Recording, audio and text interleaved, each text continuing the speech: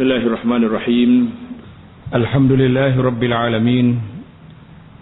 Wabihi nasta'in ala umurid dunya waddin. Wassalatu wassalamu ala rasulil amin, Nabiyyina Muhammadin wa ala alihi wa sahbihi ajma'in, wa ba'd. Sambungan perbincangan kita dalam Kitabul Hibah. Kita masih lagi berbincang tentang anugerah pemberian seorang itu kepada orang lain. Dalam perbincangan kita yang lepas, di antara syarat hibah ataupun pemberian itu berpindah hak milik kepada orang yang menerima itu ada beberapa syarat.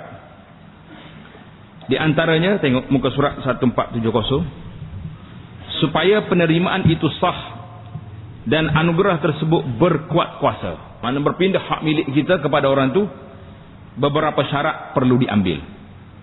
Yang pertama, iznu al-wahib, keizinan pemberi.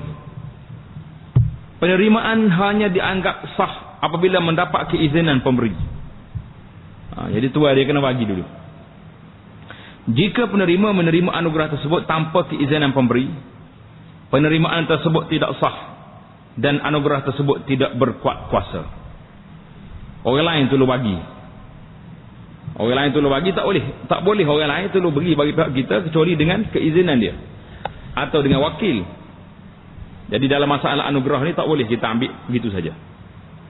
Banyak perkara yang tak ada hak kita nak bagi pihak orang lain, kecuali dengan izin dia. Maksudnya hak milik bagi barang yang dianugerah masih lagi hak pemberi.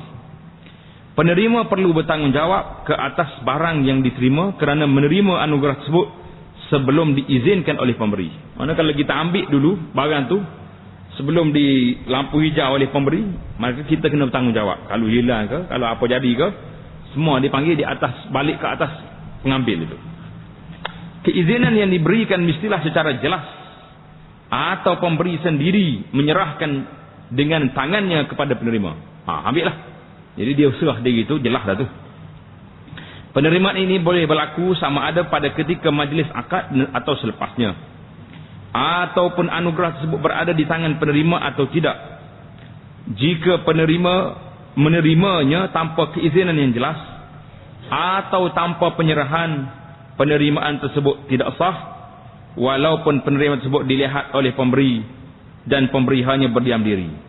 Tu ada tengok kita ambil, tapi dia tak kata apa, tak jadi. Nak dia jelas. Boleh jadi dia tengok tu bukan tengok izin, tengok nak perli, kau tengok orang panggil tengok ekor mata. Macam mana dia ni ambil barang orang tak tanpa izin?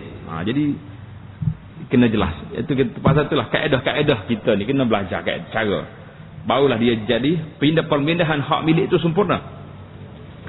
Syarat yang kedua, mestilah barang yang dianugerahi tidak digunakan bersama barang yang tidak dianugerah. Ni payah sikit ni. Alla yakunal mawhub mashghulan bima laysa bimawhub. Itu bahasa Arab dia kata. Syaratnya barang tu tidak diguna sekali dengan benda hak tak beri. Capur sekali. Sebabnya barangan tersebut sepatutnya berasingan kerana ia menjadi syarat sah penyerahan dan penerimaan. Tetapi keadaan ini tidak wujud di sini. Juga kerana apa yang dimaksudkan dengan penerimaan ialah ia boleh digunakan ketika diterima. Tetapi di sini tidak berlaku. Nak ambil macam mana benda tu bercampur dengan benda lain lagi, tak ada yang tepat ni. Ini kerana ia digunakan bersama barangan lain. Apabila anugerah tersebut tidak digunakan bersama barangan lain, barulah ia sah diterima. Maknanya seorang dia ya, benda yang dia beri tu.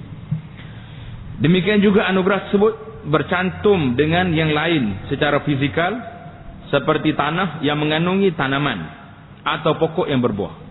Dia bagi tanah, pokok tak bagi. Apabila anugerah tersebut dipisahkan daripada yang lain dan diserahkan, barulah penerimaan itu sah. Kes ini telah dibincangkan sebelum ini, iaitulah ketika membincangkan syarat-syarat barangan yang dianugerahkan. Di antara syarat yang ditetapkan ialah barangan tersebut mestilah boleh dipisahkan daripada yang lain, tidak bercantum dan tidak digunakan oleh barang lain, seperti yang dijelaskan sebelum ini. Jadi tajuk kita malam ini pelengkap kepada yang lepas sebenarnya. Yang ketiga, kelayakan untuk menerima. Penerima ni pula ada kelayakan. Orang yang menerima anugerah ataupun hibah mestilah berkelayakan untuk menjadi penerima anugerah tersebut. Kelayakan ini ialah baligh dan berakal. Kanak-kanak dan orang gila tidak sah menerima anugerah, kerana penerimaan ini bererti pemindahan kuasa hak milik oleh orang yang tidak baligh dan tidak berakal, tidak mempunyai kuasa terhadap diri dan harta mereka. Dengan itu penerimaan mereka tidak sah. Jadi jelasnya cara barang yang kita beri pada orang itu, dia tak jadi pindah hak milik kecuali setelah diserah pada orang itu. Cara orang nak serahnya mestilah dengan keizinan pemilik. Barang tu khusus untuk benda yang diberi dah tak campur dengan benda lain. Yang ketiga, penerima mempunyai kelayakan. Baik, kalau penerima tak layak, macam mana kita nak buat? Hari ni kita nak beri barang ni kepada kanak-kanak. Kanak-kanak bukan layak menerima. Macam mana nak buat? Jawabnya penerimaan melalui wakil. Wakil dia ada. Al-qabdu bi tariqin niyabah. Dengan cara wakil. Penerimaan melalui wakil ialah penerimaan bagi pihak orang yang tidak sah menerima anugerah. Seperti kanak-kanak dan orang gila. Orang gila pun kita kena bagi juga harta dia. Sebab dia nak makan.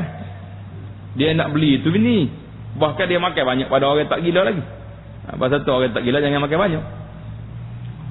Penerimaan ini hanya dianggap sah jika wakil penerima mempunyai kuasa atau jagaan ke atas penerima. Seperti kanak-kanak atau sesiapa sahaja yang berada di bawah jagaan dan tanggungannya. Atau pihak yang diwakili adalah tanggungannya, iaitu mereka yang berada di bawah penjagaan dan asuhannya. Jadi penjaga-penjaga, wali-wali ini Allah berhak menerima bagi pihak orang di bawah jagaan dia.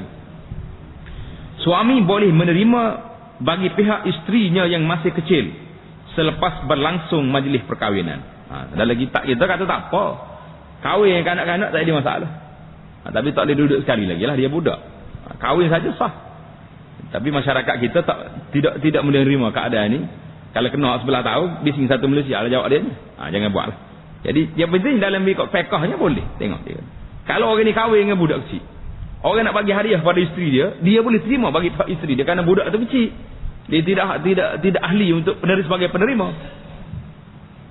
Ini kerana isteri ini telah berada di bawah tanggungannya. Jadi dia jadi tuan kepada isteri dia tu untuk menerima barang.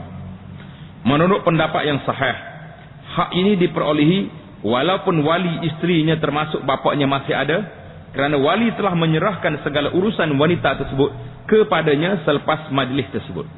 Jadi walaupun contohlah perempuan ni kanak-kanak, tapi dia nikah dengan orang lain dah, suami dia berhak menerima walaupun ayah dia masih ada. Berbeza dengan sebelum majlis perkahwinan, kerana perkara di atas belum berlaku dan isteri masih belum berada dalam tanggungan suami. Jadi oleh kerana suami dia menanggung dia, maka dialah orang yang berhak. Apabila seorang wali memberikan sesuatu kepada orang yang berada di bawah jagaannya, pemberian tersebut sah.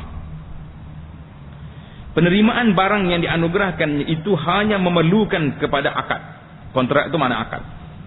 Ini kerana barangan tersebut telah sedia berada di tangan wali, dan sebagai wali dia mewakili penerima anugerah tersebut. Penerima hanya perlu mengetahui barangan yang dianugerahkan kepadanya. Namun adalah lebih baik jika wali membawa saksi bagi memastikan dia tidak menafikannya selepas itu, atau waris menafikan anugerah itu selepas kematian pemberi. Jadi sebaik-baiknya kalau kita menerima bagi pihak orang yang tidak cukup syarat, maka kita bawa saksi itu lebih selamat. Selain wali, hukum ini membabitkan sesiapa saja yang punya hak penjagaan terhadap kanak-kanak atau ke atas sesiapa saja, termasuklah orang luar. Oleh itu apabila penjaga memberikan sesuatu kepada jagaannya, hak milik tersebut dikira sudah bertukar tangan sebaik saja selepas akad, dan kewujudan anugerah tersebut di tangan penjaga sudah cukup dianggap sebagai penerimaan kepada anugerah tersebut. Maknanya kalau kita beri barang ni kepada orang yang tidak layak dan wali dia telah terima, itu dia sudah kira terima dah tu. Jadi dalam masalah niyabah, masalah wakil ni kepada orang yang tidak keahlian. Contoh di sini seperti orang gila, kanak-kanak. Demikian juga orang-orang yang asalnya baik, tapi setelah kena penyakit stroke ke apa yang menyebabkan pemikiran yang menjadi tidak stabil, tidak waras, maka orang ni juga pergi kepada wali dia, yang menjaga dia. Termasuklah menerima anugerah. Kalau nak cerai isteri dia pun bukan sebarangan, bukan semua orang yang boleh pergi cerai isteri dia.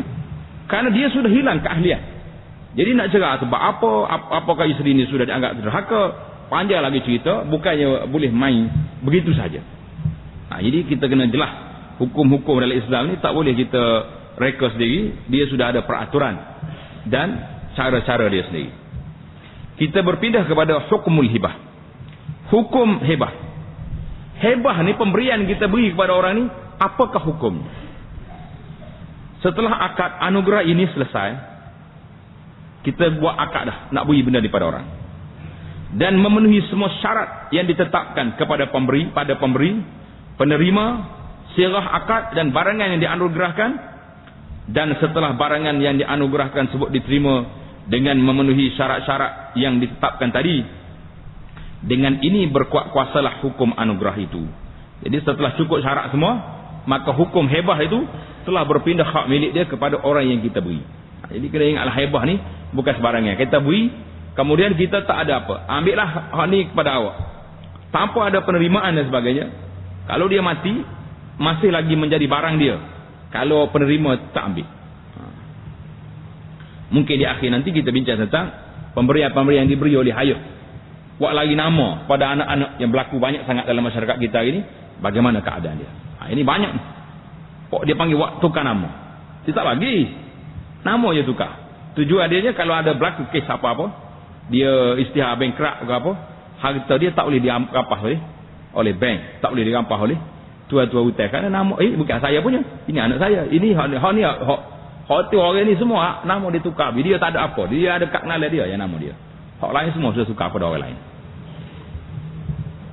Jadi anugerah ini setelah cukup syarat dengan rukunnya, maka bertukar hak milik, iaitu sah hak milik penerima ke atas barangan yang dianugerah tanpa sebarang gantian.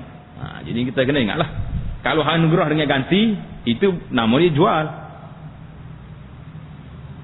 Ini kerana seperti yang dibincangkan sebelum ini, anugerah ialah pemindahan hak milik sesuatu barangan tanpa sebarang gantian.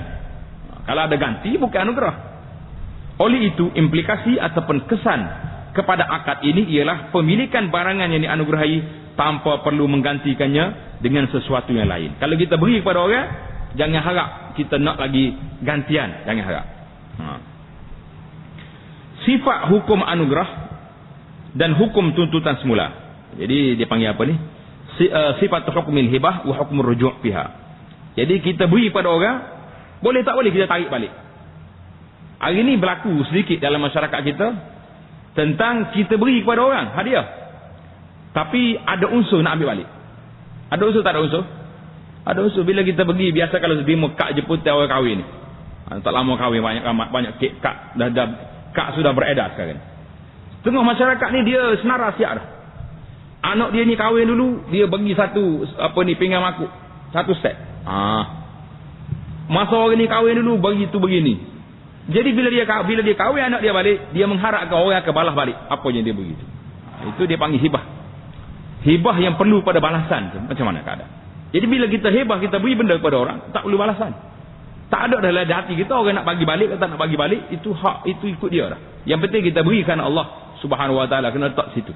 Letak di hadapan mata kita kerana Allah Subhanahu Wa Taala, jangan kerana nanti orang bagi senara tak cukup syarat, kita malam hari kita buka balik tengok senara kita bagi tidak sepadan. Kita bagi dia satu set pinggan yang begitu berharga ratusan, dia mari kita 2-3 buku kotak tisu je contohnya. Tak padan. RM20 balas 200 contoh. Hukum anugerah berkuat kuasa serta merta. Maknanya pemberi tidak berhak menuntut semula anugerah yang telah diberikan setelah hukum ini disahkan sebagaimana nyatakan sebelum ini. Bila kita beri pada orang itu dah terima dah, berpindah hak milik, tak boleh lagi kita tarik balik. Cuma hukum ini dikecualikan bagi anugerah yang diberikan oleh bapa kepada anak. Kalau ayah dia beri benda kepada anak dia, ayah boleh tarik balik. Orang lain beri kepada orang lain beri, tarik balik jangan.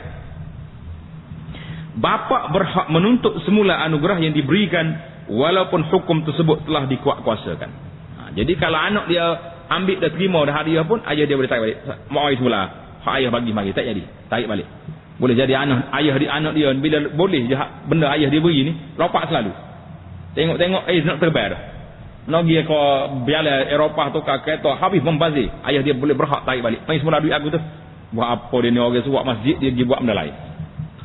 Dalil bagi masalah inilah seperti berikut. Sabda Rasulullah sallallahu alaihi wasallam, al-aidu fi hibatihi kal-aidi fi qai'ihi. Allahu akbar. Berat ni tuan-tuan. Tengok bandingan yang berat ni. Orang yang meminta semula anugerahnya sama seperti orang yang menjilat semula muntah-muntahnya. Orang ni muntah, jilat balik. Punya jijik lah. Dia punya bandingan. Nabi kata siapa dia bagi pada orang, ambil balik. Seperti orang tu pergi jilat balik. Muntah dia. Muntah ni air. Berat tak berat? Itu berat. Jadi kena mikir panjang. Kita nak bagi benda pada orang, fikir 10 kali. Kalau saya, jangan beri. Kalau rasa tak saya, okey. Dalam riwayat hadis yang pertama ini, riwayat Al-Bukhari, dalam riwayat yang lain, laisa lana masalus saw alladhi ya'udu fi hibatihi kal kalbi yarji'u fi qai'ihi. Ini pun teruk juga. Kita tidak melakukan perbuatan yang buruk. Tidak ada dalam istilah kita ni, laisa lana masalus saw ni, tidak ada bandingan yang jahat dalam kira kita kata apa? Iaitu orang yang meminta semula anugerah mereka samalah seperti anjing yang menelan semula muntahnya. Allahu akbar. Bandingan-bandingan yang agak jijik lah. Nabi kita buat benda ni sepadan dengan perangai orang itu. Hadis ini dijadikan dalil pengharaman kerana menelan semula muntah adalah haram. Begitu juga dengan meminta semula anugerah yang telah diberikan. Sementara dalam riwayat lain diumpamakan sebagai anjing bagi mengukuhkan lagi teguran dan larangan ini. Hakikat ini dikuatkan lagi apabila baginda bersabda, kita tidak melakukan perbuatan yang buruk itu. Perbuatan buruk ini, bandingan yang buruk ni, maksudnya perbuatan ini bukan sikap kita dan bukan adab kita. Bukan adab kita orang Islam, beri pada orang, pergi tarik balik. Kita diharamkan mengamalkannya. Hari ni orang tak beri sangat, tapi berjanji. Pasal mana kalau kita kata berjanji pula? Bila ada musim-musim tertentu, janji itu bukannya 2-3 juta, ratus juta setengah tu. Lepas tu tak mari-mari. Ini masalah saud juga ni. Kalau dia janji tak tunang ni, apa pula jadi masalah? Jadi kalau nak bicara satu-satu ni berat dalam masyarakat. Yang kedua, baginda sallallahu alaihi wasallam bersabda, la yahillu li rajulin an yu'tiya 'atiyatan aw yahaba hibatan fayarji'u fiha illa al-walida fima yu'ti waladahu. Maksudnya tidak halal bagi seorang lelaki memberikan sesuatu pemberian atau menganugerahkan sesuatu anugerah, kemudian dia memintanya semula, kecuali bapa meminta semula apa yang diberikan kepada anaknya. Hadis yang kedua ini riwayat At-Tirmizi. Jadi menurut Imam At-Tirmizi hadis ini hasan sahih. Bapa di sini termasuklah keturunannya ke atas. Datuk dia, nenek dia, tok ayah dia. Dan anak di sini juga termasuklah keturunannya ke bawah. Cucu, cicit, nyak, turunlah ke bawah lagi. Apa kita nak kata? Walau bagaimanapun, meminta semula anugerah yang telah diberikan oleh bapa kepada anak tidak dibenarkan apabila barangan yang dianugerahkan tidak lagi berada dalam kuasa atau hak milik anaknya. Jadi kita ingatlah, anak dia pun cerdik. Dapat aja anugerah ni daripada ayah dia, terus dia pergi jual. Orang tua tu 3 hari lagi mari, ayah mari semula hak ayah bagi mari, tak ada dah jual dah. Senyaplah dia tak ada apa dah. Dia kata ni, contohnya barangan tersebut telah dijual atau diwakafkan atau dihadiahkan kepada seseorang dan penerima telah menerimanya. Jadi jual tu payah sangatlah. Contohnya kalau ayah dia bagi harta dengan ada sansuf, kata nak tarik balik, dia pergi cepat-cepat ke masjid, gezek dengan Tok Imam bahawa harta ni telah diwakaf ke masjid. Kalau ayah dia mari pula, Allahu Akbar, minta maaf lah abah, ayo tarik wakaf ke masjid, harta tu tak boleh ambil balik dah. Dia pun tak apa nak marah dengan wakaf masjid dah, dia bimbel takut ke lain. Namun demikian, jika anak itu hanya menyewakan atau menggadaikan atau menghadiahkan kepada seorang tetapi masih belum diterima oleh orang tersebut, pada ketika itu permintaan semula ini dibenarkan kerana barangan tersebut masih dalam kuasa dan hak milik anak dan belum terlucut hak dia. Jadi kena pandai undang-undang ni. Kalau sekarang kita nak buat lari tajuk ni, dia kata tak ada dah kita tu. Pergi gadah. Ajar dia kata pergi tebuh mula. Aku nak balik. Boleh dia balik. Jangan gadah. Sama ada jual atau wakaf. Selesai masalah. Demikian juga jika berlaku pertambahan. Sama ada secara bercantum atau berasingan. Pertambahan ini tidak menghalang untuk bapa meminta semula anugerahnya. Malah pemberi boleh meminta semula anugerah tersebut. Termasuk pertambahan yang bercantum dengannya. Seperti lemak haiwan atau ladang yang berbajak. Ini kerana pertambahan ini dianggap satu dengan anugerah asalnya. Mana kalau kita lembu yang kita dah bagi 2 hari, 5 berapa hari ni, kita bagi makan kenyang-kenyang, gemuk dah dia. Dia kata masa bagi hebah mari, timbangnya 50 kilo. Hari ni sudah 70. Boleh ambil semua sekali 70 tu. Sebab dia bersambung. Jika pertambahan berasingan pula, contohnya anak atau buah, jika pertambahan ini wujud ketika penganugerahan, ia boleh diminta semula. Jika pertambahan ini berlaku selepas penganugerahan, ia tidak diserahkan kepada pemberi, sebaliknya kekal sebagai hak penerima kerana ia berlaku ketika dalam pemilikannya. Jadi beranak waktu dia jaga, tak boleh lah.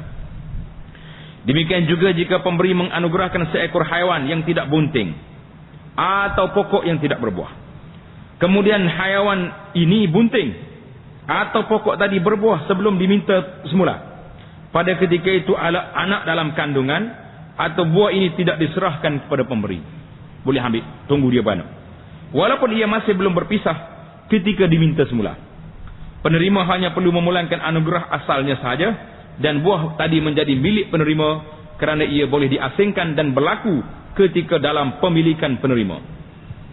Panjang cerita kita tak? Maknanya teliti sangatlah undang-undang Islam tu.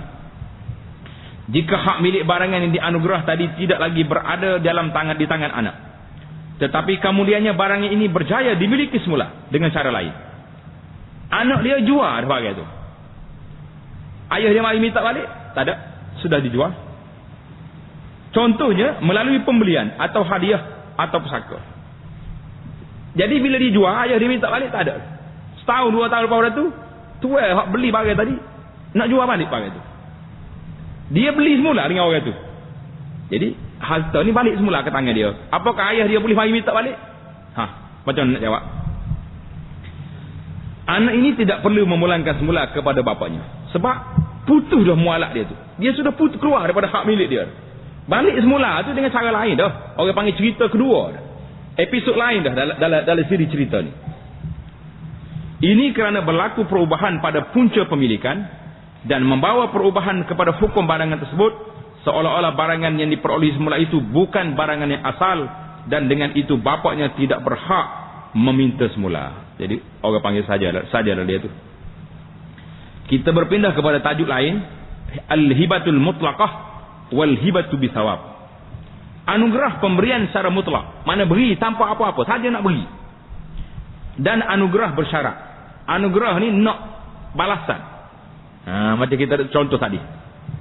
Apabila seseorang menganugerahkan sesuatu kepada seseorang dan penerima tidak disyaratkan perlu membalas anugerah tersebut, tak ada syarat apa-apa, ini bermakna pemberi tidak berhak mendapat sebarang balasan dan penerima pula tidak perlu memberikan sebarang balasan. Masing-masinglah. Ini kerana anugerah mutlak tidak memerlukan kepada pembalasan dan penggantian. Tidak kiralah sama ada pemberi lebih tinggi kedudukannya daripada penerima atau setaraf atau lebih rendah. Tak ada kira. Jika anugerah yang diberikan itu perlu dibalas, iaitu dengan syarat, perlu digantikan dengan sesuatu barangan.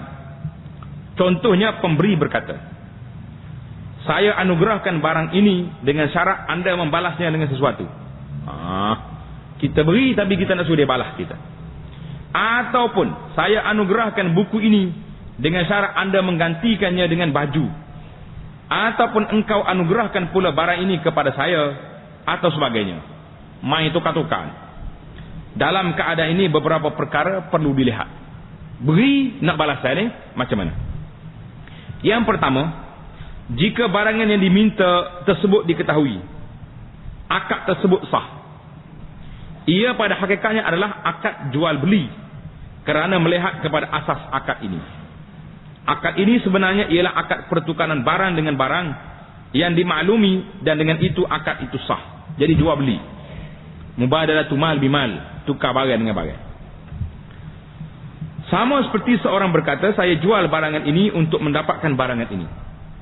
Asas yang diambil kira dalam akad ini ialah maksud dan apa yang tersirat, bukan ucapan dan apa yang tersurat. Dengan ini, akad ini terikat dengan hukum jual beli.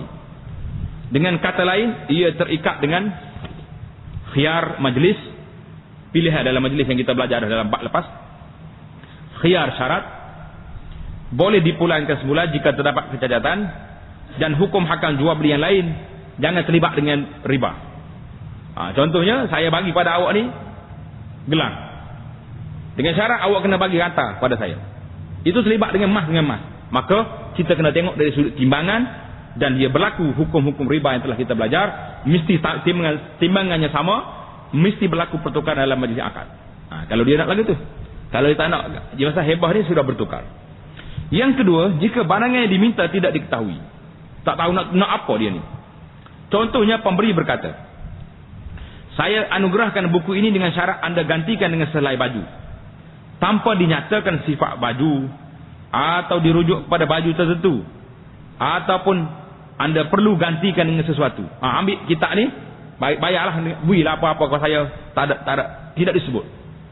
Ini bermakna barangan yang diminta itu tidak diketahui dengan jelas, dan ini menyebabkan akad tersebut tidak sah.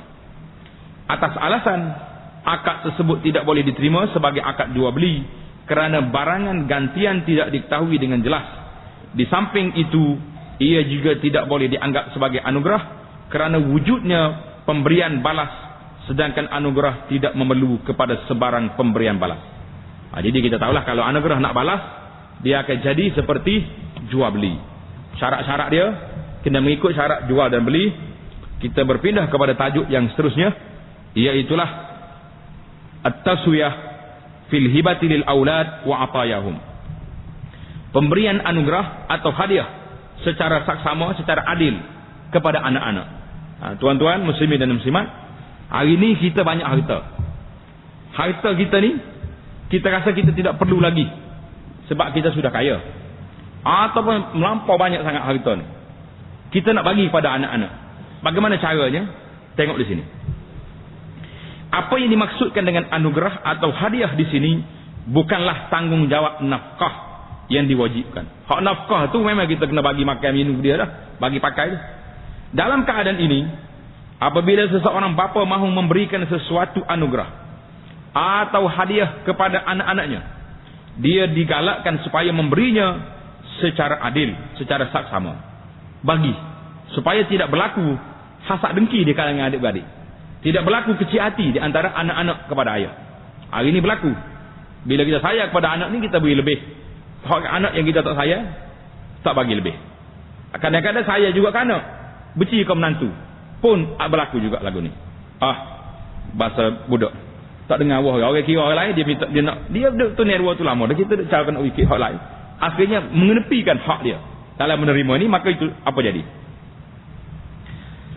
Baik kepada anak lelaki maupun anak perempuan, yang tua maupun yang muda, langkah ini akan mengeratkan lagi hubungan kemesraan sesama mereka. Jadi kalau kita bagi sama, adik-beradik tu akan rasa adil. Saya sama-sama, tidak kata hak ni lebih, hak ni tak. Seorang bapa tidak digalakkan atau makruh membeza-bezakan antara mereka atau melebihkan sebahagian mereka dengan pemberian tambahan atau keistimewaan tertentu. Perbuatan ini hanya akan menimbulkan perasaan hasad dengki dan meruntuhkan hubungan kekeluargaan. Jadi kita sebagai ibu bapa, jangan meruntuhkan keharmonian hidup adik-beradik, anak-anak kita. Jangan kita buka pintu fitnah, pintu hasad dengki sesama mereka. Jadi kalau berlaku nanti, siapa sebab? Ayah dia dengan mak yang menjadi sebab. Kerana memisah-misahkan di antara anak-anak yang sepatutnya disayangi sama. Al-Imam Al-Bukhari dan Muslim meriwayatkan bahawa An-Nu'man ibn Bashir, An-Nu'man bin Bashir radhiyallahu ta'ala anhu berkata, saya telah diberikan oleh bapa saya sesuatu pemberian. Ayah dia beri benda pada dia. Dan Amrah binti Rawahah berkata, Amrah ni siapa dia? Mak dia. Saya tidak akan merestui pemberian bapa ini kepada kamu kecuali engkau membuat pengakuan di hadapan Rasulullah sallallahu alaihi wasallam. Mak dia tak senang hati sebab ayah dia ni beri kepada anak dia ni, Nu'man ni banyak. Hak lain tak lagi. Mak dia tak senang hati, dia kata saya tak terima kecuali kita pergi jumpa Rasulullah sallallahu alaihi wasallam. Kata Nu'man, lalu bapa saya pergi bertemu Rasulullah sallallahu alaihi wasallam dan berkata, saya telah berikan sesuatu kepada anak lelaki saya dan yang juga anak Amrah binti Rawahah, tetapi ibunya meminta saya membuat pengakuan di hadapan Tuan, di hadapan Rasulullah sallallahu alaihi wasallam. Baginda sallallahu alaihi wasallam bersabda, adakah engkau berikan barang yang sama kepada semua anakmu? Tengok soalan ni soalan penjelasan. Jangan kita jawab terus. Nabi tanya membagi semua. Anak-anak lain bagi ikut apa ni pembagian yang baik. Bapa saya menjawab, tidak, saya bagi ke Nu'man saja sebab dia ni sayang ke dia. Nabi sallallahu alaihi wasallam bersabda, ittaqullah, takutlah kamu akan Allah. Wa'dilu baina auladikum, dan bersikap adillah dengan semua anak-anakmu. Bersikap adil. Lalu dia pun balik dan mengambil semula pemberiannya itu. Hadis riwayat Bukhari. Jadi bila dibalik, tak ada, ambil masalah tak ada. Perkara ini dipersetujui oleh semua ulama. Mereka sependapat bahawa pemberian secara adil adalah digalakkan. Walau bagaimanapun mereka berbeza pendapat mengenai maksud adil dan cara pembahagiannya, ada perbincangan ulama di sini. Menurut kebanyakan ulama, iaitulah mazhab Syafi'i dan Hanafi, apa yang dimaksudkan ialah memberikan anak perempuan sama seperti diberikan kepada anak lelaki. Ini berdasarkan pada zahir hadis. Jadi kalau kita nak bagi sama rata anak laki-laki dengan perempuan, maka berilah pada waktu ni, pada waktu kita hidup. Sebab bila mati, anak perempuan akan terima satu, lelaki terima dua. Itu beza. Sementara itu, ada riwayat daripada Muhammad ibn Hasan, salah seorang ulama Hanafi yang Muhammad itu tulis itu Muhammad ibn al-Hasan, bukan Muhammad Rasulullah. Dia ni kawan ataupun ulama besar, kawan rapat kepada Imam Abu Hanifah. Dia ni Muhammad bin Hasan ni dalam mazhab Hanafi. Berpendapat adil ialah seperti mana pembahagian pusaka. Jadi mazhab Syafi'inya adil di sini beri sama rata. Muhammad ibn Hasan kata adil dengan mana ikut Quran, pembahagian ikut pusaka. Walau bagaimanapun pengarang buku Al-Bada'i' was-Sana'i' mazhab Hanafi lagi ni, Bada'i' was-Sana'i lil Kasani, ada meriwayatkan pandangan Muhammad bin Hasan ini yang secara zahirnya selari dengan pendapat jumhur ulama, dan pengarang ini berkata inilah pandangan yang betul. Jadi dia tuai kitab ni nak ayat khilaf di antara ulama dengan Syafi'i ini, tapi akhirnya di mazhab Abu Hanifah pun balik pandangan yang betulnya, pandangan bagi sama rata. Alangkah baik jika manusia hari ini mengamalkan pendapat ini, walaupun pendapat ini tidak kuat. Dengan ini mereka akan bersikap lebih adil kepada anak-anak perempuan mereka dan tidak kembali ke belakang dan kembali ke zaman jahiliyah yang menghalang anak perempuan memperolehi segala-galanya. Jadi kalau kita nak bagi sama rata. Dengan alasan anak lelaki bersusah payah bersama-sama mereka, dan harta yang diberikan kepada anak perempuan pula hanya akan berpindah kepada orang lain, berpindah ke menantu dia, bukan daripada ahli keluarga, iaitu suami dan anak-anaknya. Walau bagaimanapun keadaan ini bergantung. Jika keperluan mereka sama, atau mereka tidak bersetuju dengan perbezaan tersebut. Namun jika ada di kalangan mereka yang lebih memerlukan, atau anak-anak lain reda dengan pemberian tambahan tersebut, anugerah tersebut tidak salah dan tidak makruh. Jadi kalau kita beri kepada anak kita seorang ini lemah, hak lain ni Masya Allah, engineer lagi, doktor, accountant, hak seorang ni Allah Ta'ala beri kepada dia SPM pun tak lepas. Jadi apa kata kalau kita, kalau hak lain boleh 500,000 belakang, hak dia kita beri juta dia dengan persetujuan adik-adik dia lah. Jadi tak apa kita beri walaupun berbeza, kerana keperluan dia mendesak. Hak lain kaya dah, kalau tak beri pun dia sendiri tu kaya, tak habis nak makan duit.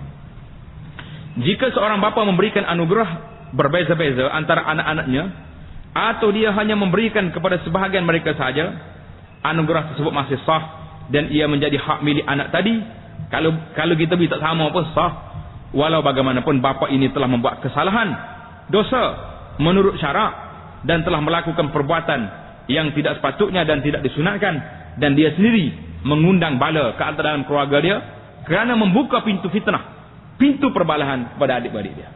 Jadi masalah sah di cerita lain, masalah tidak baik di cerita lain. Sebagaimana kalau orang curi kaya orang, dia pergi salat, sah ke tak sah maya dia? Sah. Hak dia curi itu salah lain. Itu dia panggil perbezaan, itu kena ada. Bab yang terakhir dalam perbincangan kita ini, kita ambil masa sedikit, pemberian yang sama kepada ibu bapa. Hak tadi ayah beri anak, hak ni anak beri ke ayah pula dah. Al-musawah bainal walidaini fil ataya. Beri ke mak 100, mak ayah 100. Salah satu kewajipan anak kepada ibu bapa ialah melayankan mereka dengan baik.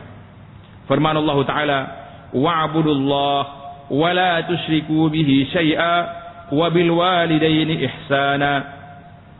Dan hendaklah kamu beribadat kepada Allah dan janganlah kamu sekutukan dia dengan suatu apapun, dan hendaklah kamu berbuat baik kepada kedua ibu bapa. Mak ayah kita dalam Quran ini dia sebut dua-dua sekali, ibu dengan bapa. An-Nisa 36. Ayat seterusnya, wa qada rabbuka an la ta'budu illa iyyah wa bil walidaini ihsana. Dan Tuhanmu telah perintahkan supaya engkau tidak menyembah melainkan kepadanya semata-mata, dan hendaklah engkau berbuat baik kepada ibu bapa. Dalam Quran sebut ni Al-Isra 23, banyak ayat dan hadis lain yang menyentuh nilai ini.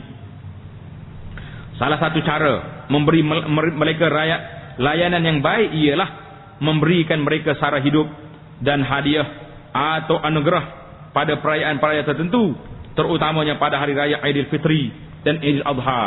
Diukur baju ayah. Ayah nak pakai baju warna berapa tahun ni? Baju jubah ke baju Melayu? Buat baju. Mak nak pakai baju apa? Ni kalau kita orang putih kan, hari ibu baru jumpa. Orang Islam ni tak. Semua sentiasa hari tu hari ibu ayah belaka. Jangan duk kira orang putih. Orang putih nak hari ibu ada. Hari berapa lagi?